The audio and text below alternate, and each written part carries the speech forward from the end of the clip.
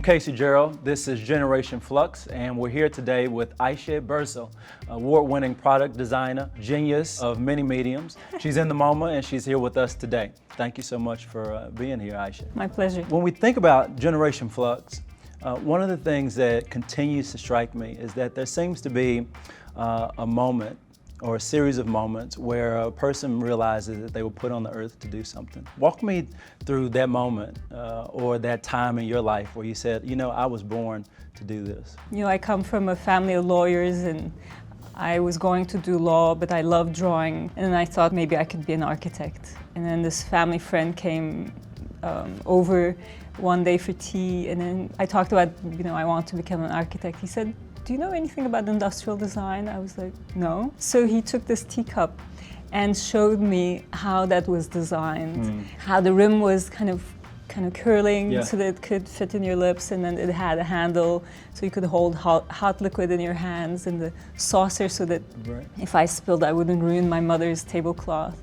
And at that moment I fell in love with the scale, the human scale of product design. So, I mean, you go on from that to design some of the most remarkable things, and then the financial crisis hits. What was that like? We didn't feel it right away, so I thought, you know, this is not so bad. But then we had 6 clients, and they all took their projects in-house. Wow. I found myself with a lot of time in my hands, and I work with this woman, Leah Kaplan, and she said, you know, Ayse, why don't you use this time to think about how you think?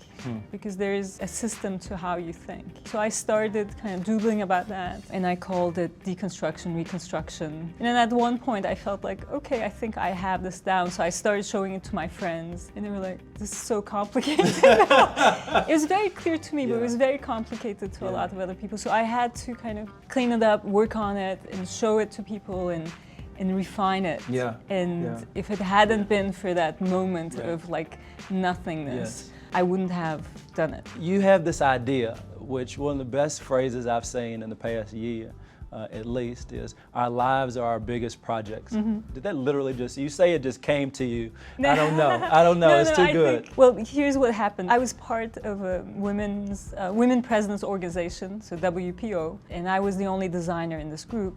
And one day we did a seminar or a workshop among ourselves, and the person who did the workshop asked us to write one sentence, in one sentence, our strategic intent. I wanted to do something funny. I didn't take it seriously. And so I said, my strategic intent is to design the life I love. One that looks like you, feels like you, and that is coherent with who you are, which to me that's design. So wrapping up, there's this great Maya Angelou quote that says, when you get, give, when you learn, teach. What do you hope people learn from you? I hope that people learn from me that life is a design project. It's risky.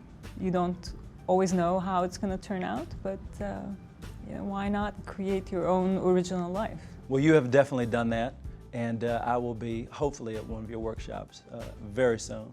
Thanks so much for joining us today on Generation Flux. I'm Casey Gerald, here with Ayse Birsel. Go design the life you love. See you next time. And my father did a small stint at Brown University working with the English department.